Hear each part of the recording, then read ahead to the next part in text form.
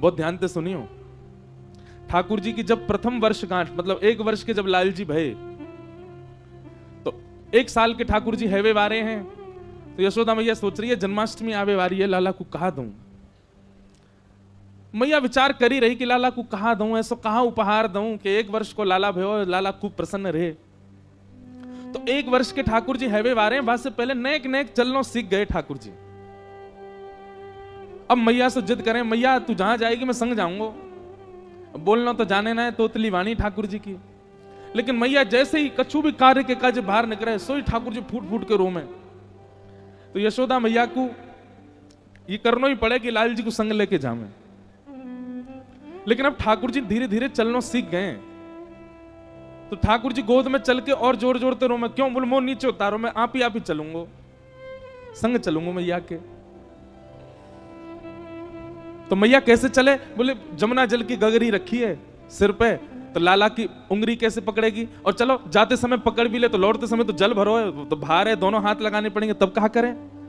तो मैया अपने सिर के पल्लू को ऐसे छोड़ दे पीछे, लाला को हाथ में पकड़ा दे और वे लाला इसको देख तो चलियो, लेकिन मेरी या पल्लू को छोड़ियो मत, पकड़ के चलियो संग में। तो ठाकुर जी मैया को पल्लू पकड़ के पीछे पीछे चले। कभी अपना अंगूठा चूसें, कभी अपनी उंगली पकड़ लें, कभी इसको देखें, बंदरन को देखें, मोरन को देखें, और जैसे कोई दिख जाए सो ठाकुर जी रुक जाए, रुके तो पल्लू खिंचे तो मैया को पता चल जाए लाला रुक गए हो। समझ रहे हैं ना भाव? रसखान जो भाव कहते हैं, ताही अहिर की छोहरिया छचिया भरी छाछ पे नाच नचायो। जब यशोदा मैया जाती हैं, सब गोपियां अपने अपने भवन की खिड़की पे बैठ जावे और वहीं से बैठी बैठी इंतजार करें कब यशोदा जावेगी, और बाकी पीछे पीछे नेक्स्ट से लाला जावेगा। और ठाकुर जी की वार रूप माधुरी को दर्शन करें गोपी।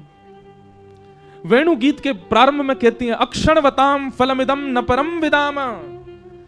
गोपियां कहती हैं, अरे आंख वालों हमारी बात ध्यान से सुनो। ठाकुर जी ने आपको नेत्र दिए, पर इन नेत्रों से आपने सब देख लिया। पहाड़ देख लिए, समुद्र देख ली, नदी देख ली, हरियाली देख ली, वन देख लिए, वंचर जीव देख लिए।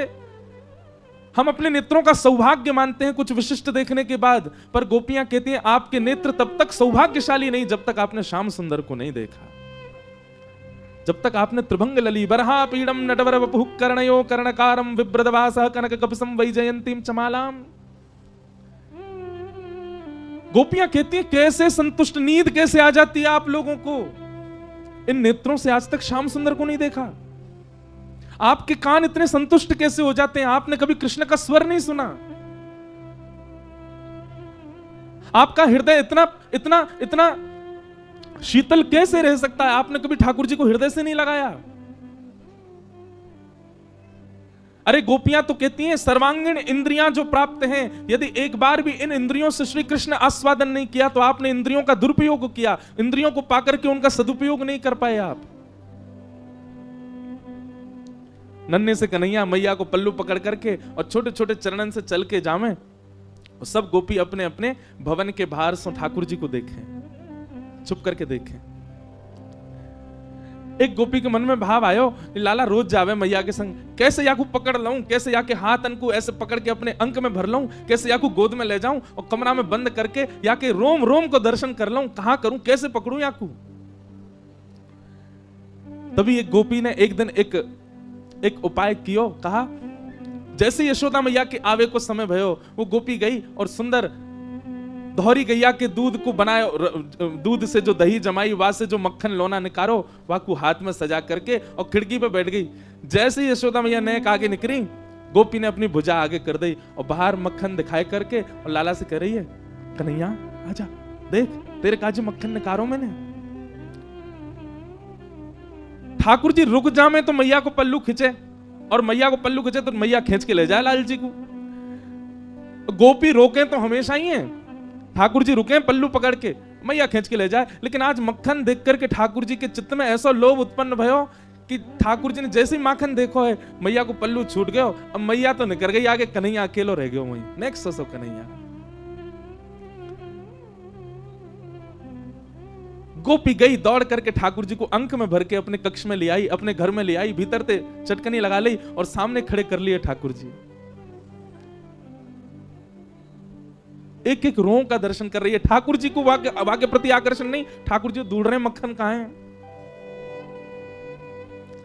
ठाकुर जी रोने लगे, मोह मैया पास जानो है, मेरी मैया चली गई। गोपी कह रही देख मक्खन खिलाऊंगी लाला। सोई ठाकुर जी के रुदन बंद है जाए मक्खन के लोभ से। लाला खाएगो? हाँ खाऊंगो। ऐसे ना खवाऊंगी तो? बोले पहले मुझको हृदय से लगा। ठाकुर जी हृदय से लगा। मैं लोभ दे रही है मक्खन को और गोपी अपना प्रेम प्रकट कर रही है ठाकुर जी के प्रति। ठाकुर जी हृदय से लग जाए। अब दे गोपी मक्खन, तुतला के बोले लाल जी। गोपी कह रही है मक्खन खाएगो? बोले हाँ पहले नाच के दिखा। ठाकुर जी रोने लगे, बोले अच्छा अच्छा देख देख मक्खन खवाऊंगी। हाँ हाँ खवा, पहले नाच के दिखा। सो ठाकुर जी के मोटे मोटे आंसू हैं नेत्रन में, लेकिन ठाकुर जी नृत्य कर रहे हैं। क्यों? मक्खन खानो गोपी को। ठाकुर जी नृत्य करके दिखा रहे हैं। कभी अंक में भर लें, कभी कहें कि लाला अपनो गाल मेरे गाल पे छुपाए दे। ठाकुर जी अपने कोमल गाल छुपा दें। गोपी बेसुध हो जाती है जो जो ठाकुर जी लीला करते हैं उसके साथ।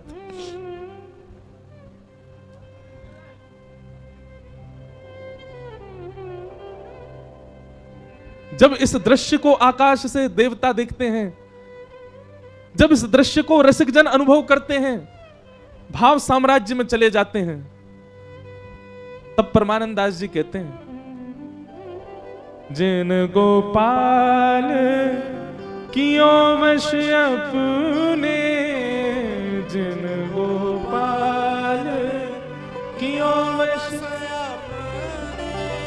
उर्धर श्याम भुजा गोपी,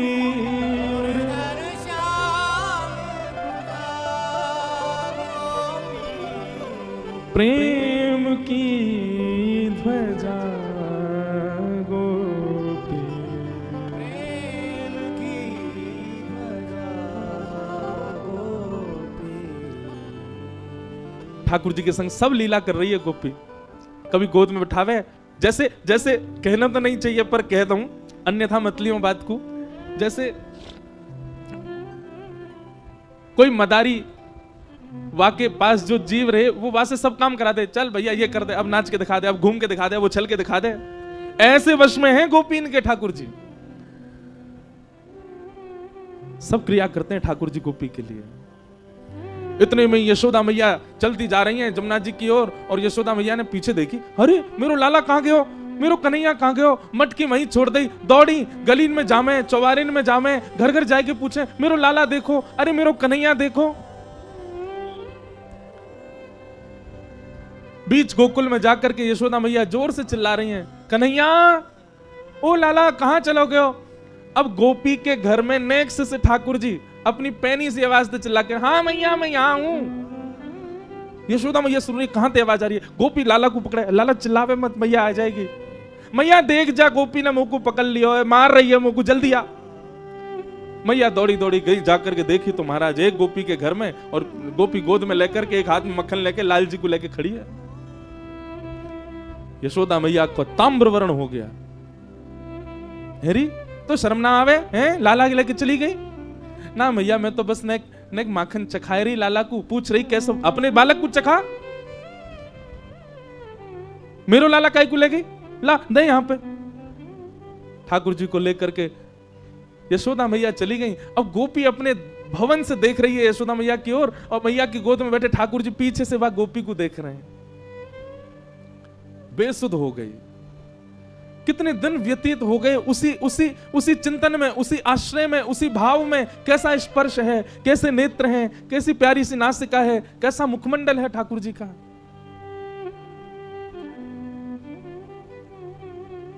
तब यशोदा मैया गई एक सुनार के पास, और मैया ने जाकर के कही, बोले मेरे लाला को जन्मोत्सव आ रहा है, तो अपने लाला के काजे एक क्षुद्र घंटिका बनवाऊंगी। क्षुद्र घंटिका कहा है? ठाकुर जी कौंधनी पहने कमर में, और वह कौंधनी में छोटी छोटी छोटी छोटी छोटी सोने की घंटी लगी हैं चारों ओर।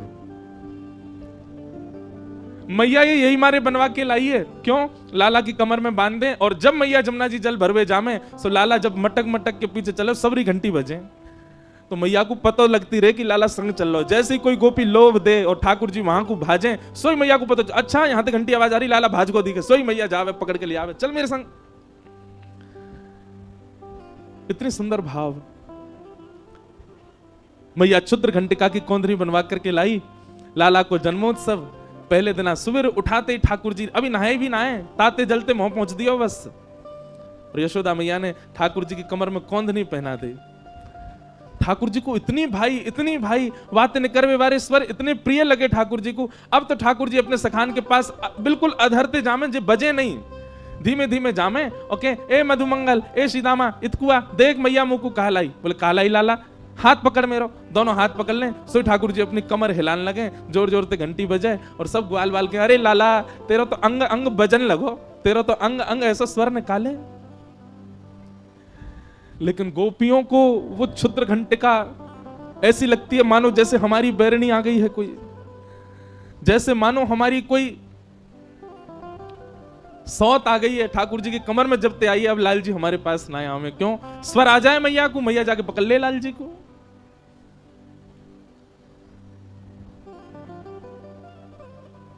श्री कृष्ण प्रेम में उन्मत्त गोपियां, उनकी कोई आयु नहीं है। आबाल वृद्ध वनिता, भागवत जी कहती हैं, एक छोटी सी बालिका से लेकर के अत्यंत वृद्ध गोपी तक सब ठाकुर जी से प्रेम करती हैं। सबको ठाकुर जी अपने प्रियतम के रूप में दिखाई देते हैं। प्रेम एक बहुत सुंदर पद है हरिराय महाप्रभु जी का, नैनन में ही राखूं पिया तो, नैनन में ही राखूं पिया। अच्छा, एक बात मैं पहले कहूं कि ऐसा विषय ले लियो है, मेरे नेत्र खुलेंगे ही ना 4 दिन। मुझे पता ना क्यों, अभी चंडीगढ़ में भी कथा थी, पहले दिन से ही मुंह को रोज छेड़े भी पराग जी, महाराज जी उद्धव को भी संवाद सुनना है, उद्धव को भी संवाद सुनना है, उद्धव को भी संवाद, इधर देखो यहाँ देखो। मैं यही मारे आंख बंद करके कथा करूं, क्योंकि आपके कहीं कोई कुभाव आ गया हो मुखमंडल पे, मैं कथा भूल जाऊंगा। ज्ञान पक्ष की बात हो तो मैं कह दूंगा, वैराग्य पक्ष की बात हो तो कही जा सके, प्रेम पक्ष की बात कैसे कहूं आपको मुख देख के? वहां तो गोपी को ही देखना पड़ेगा। उद्धव गोपी संवाद के लिए रोज कहे मुझे, महाराज जी वो विस्तार सुन। मैंने कि भैया यहाँ 10,000 लोग आ रहे हैं और वो बहुत भाव पक्ष की बात है, कैसे कहूँ? बोले नहीं महाराज जी सुनना है। 2 दिन तक तो अभी ये गलो बैठो है, आंख सूजी है, वही से ही सूझ गई है, इतना ज्यादा भाव पक्ष चलोगे। एक दिन तो आप ही आई, ज्यादा ना आपको संकीर्तन, वही दिन ही वो आप आ गई तो मैंने रोक दियो, नहीं तो वो तो जन कहा स्थिति में चले जाते। तो अगर मैं हमारे कह रहा हूं ज्यादा ही नेत्र बंद लगे, अपने वो नेत्र बंद कर ली, वह छवि को दर्शन करियो, वह भाव को दर्शन करियो। और भैया कोई आवे जावे हल्ला करे, चिंता मत करो, ये प्रेम पक्ष की बात है। हमारे श्री हरदास जी महाराज के परंपरा में अगर कोई व्यक्ति राधे राधे बोल दे ना, तो कट्टर हरिदासी होगा, यो कहेगा दारी के राधे राधे बोल लो, जो बोल कुंज बिहारी श्री हरदास बोलो। क्यों? बोले तू इतना बड़ा होगा सीधे राधे राधे बोलेगा?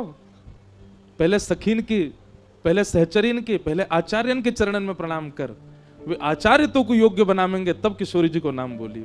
पहले आचार्य को वंदन कर। हमारी गौड़िया वैष्णव परंपरा में निताई गौर हरि बोल, पहले आचार्य को प्रणाम करो, क्योंकि आचार्य ये सब गोपी हैं।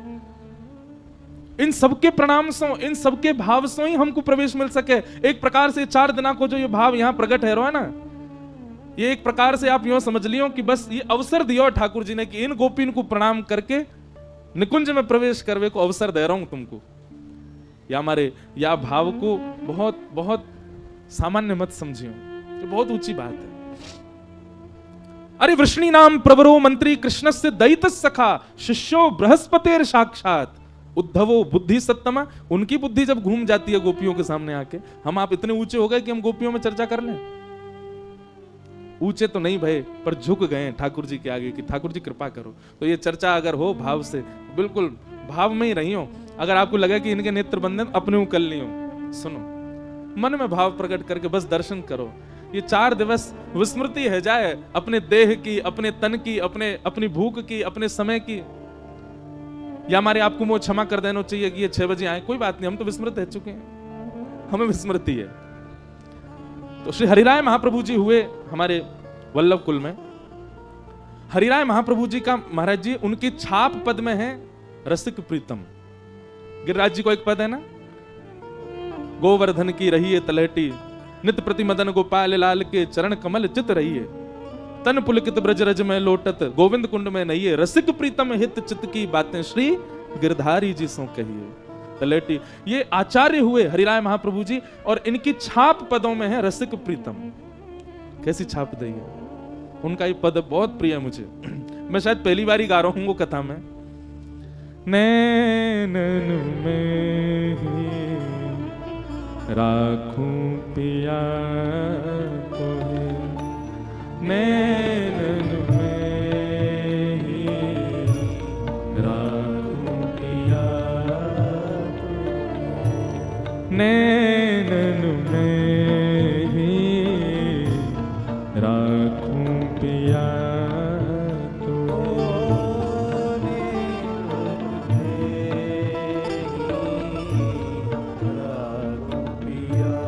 अब वो गोपी जैसे ठाकुर जी घर में चले गए, वहां को मक्खन चखी आए, नाच आए, गाया आए, गालते गाल मिलाया आए।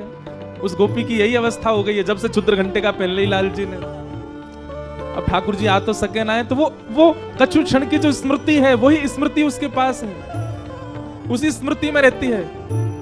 एक बात बंधुओं बहुत ध्यान से सुनिएगा, संसार में जो प्रेम है ना, उस प्रेम में मिलन आवश्यक है, उस प्रेम में सन्मुखता आवश्यक है, उस प्रेम में वार्तालाप आवश्यक है। पर श्री कृष्ण के प्रति जो प्रेम है ना, उसमें कुछ आवश्यक नहीं है, केवल विरह आवश्यक है, और ये विरह रहेगा।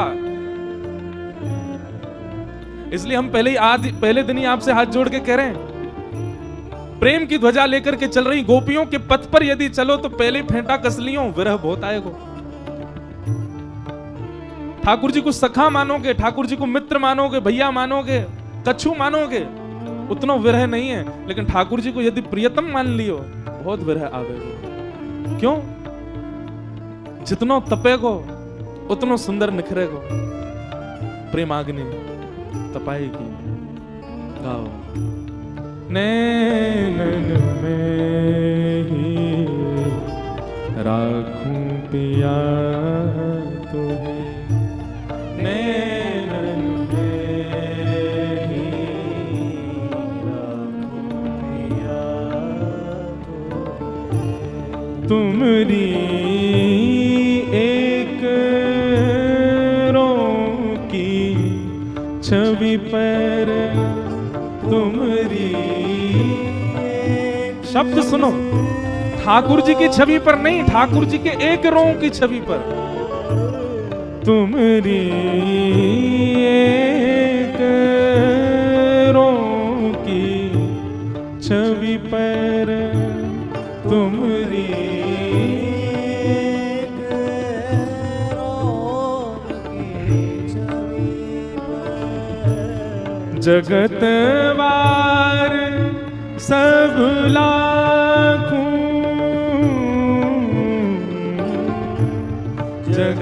जगतवार सब लाखों,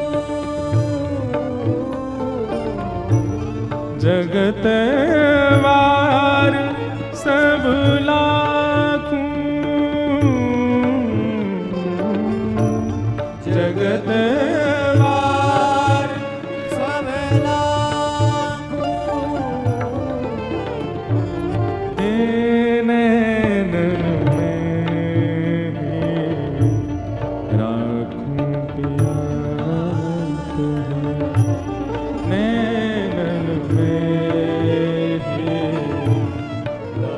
नैनन कुंज नायक लाल की।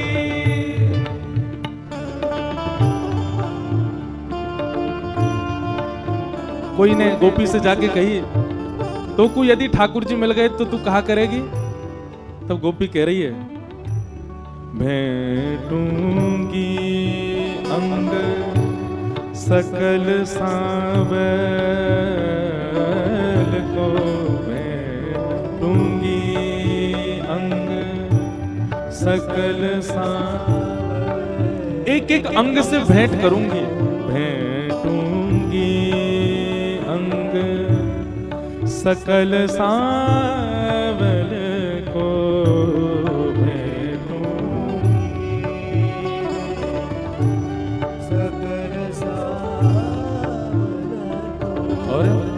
अधर सुधारस चाखूं,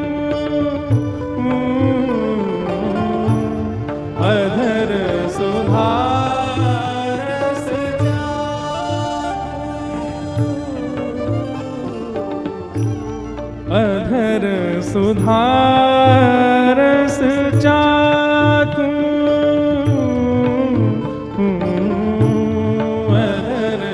सुधारस चाखूं, ओ नैनन में ही राखूं पिया को, नैनन में राखूं पिया,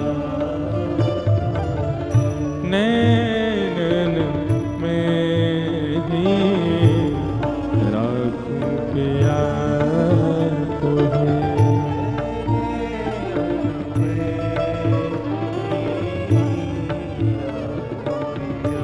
और क्या कह रहे हैं? रसिक प्रीतम संगम की बातें, रसिक प्रीतम संगम की बात। मैं जैसे मिली, हम दोनों के बीच कहा भयो, वो मुझसे कहा बोल के गए, मैंने उनसे कहा कही, ये सब जो बातें हैं, रसिक प्रीतम संगम की बातें, रसिक प्रीतम संगम की काहू सो नहीं भागूं, काहू सो नहीं भागूं। वैसे हमारे पुष्टि मार्ग में इस पद को पता है कब गाया जाता है? ठाकुर जी को शयन कराते समय। ठाकुर जी पौड़ गए और गोपी इस विरह में चली गई है, अर्चक इस विरह में चला गया है कि अब पूरी रात ठाकुर जी शयन सैया पर रहेंगे, मुंह को बाहर जाना पड़ेगा, अब मैं पूरी रात बिना इनके रहूंगा कैसे? तब हरिराय महाप्रभु जी ने इस पद को लिखा कि पूरी रात श्री जी बाबा श्रीनाथ जी शयन करेंगे, और शयन के लिए तो तभी शयन होगा जब मैं बाहर जाऊंगा, तो चरण दबाते दबाते रात भर को विरह कैसे सहूंगा? तब ये पद गाया उन्होंने, ओ नैनन मैं ही राखूं पिया तुझे, नैनन में राखूं पिया, तुमरी एक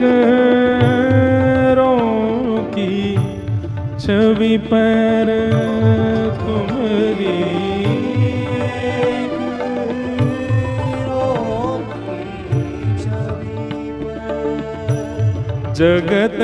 जगतवार सब लाखों,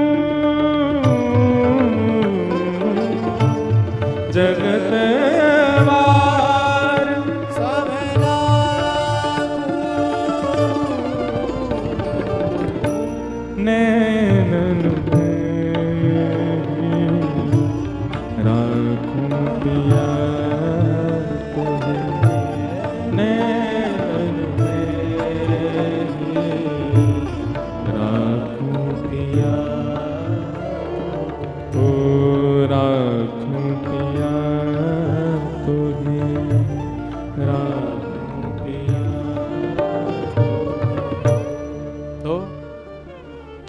जैसे किसी भी परिवर्तित कार्य को करने जाते हैं तो पहले ही आपको चेतावनी दे दी जाती है। जैसे कि हॉस्पिटल में ऑपरेशन हो, भगवान करे कभी ना हो, या कोई खतरनाक ऐसा काम करने जा रहे हैं, आजकल लोग करते हैं ऊपर छत से कूदने के, वो रस्सी बांध के हवाई जहाज से कूदने, पहले ही आपको बता दिया जाता है चेतावनी। पहाड़ पे चढ़ते हैं तो गाड़ी चढ़ाने से पहले ही चेतावनी आ जाती है, सावधानी हटी तो दुर्घटना घटी। ऐसे ही प्रेम के मार्ग पर जाने से पहले चेतावनी है, क्या? विरह। और सामान्य विरह नहीं, अति विरह। प्रेम के पथिकों के लिए पहले ही चेतावनी है, अति विरह आएगा। इसलिए या तो प्रेम पथ स्वीकार कीजिएगा नहीं, गोपी भाव स्वीकार कीजिएगा नहीं, बस सुन करके अपने मन को, पर हाँ ये और बातें सुनो लियो और कहीं वो भाव चित्त में गढ़ करके बैठ गए हो तो विरह तो आएगा। लगन लगी घनश्याम की जाए, लगन लगी घनश्याम की जाए, लगन लगी।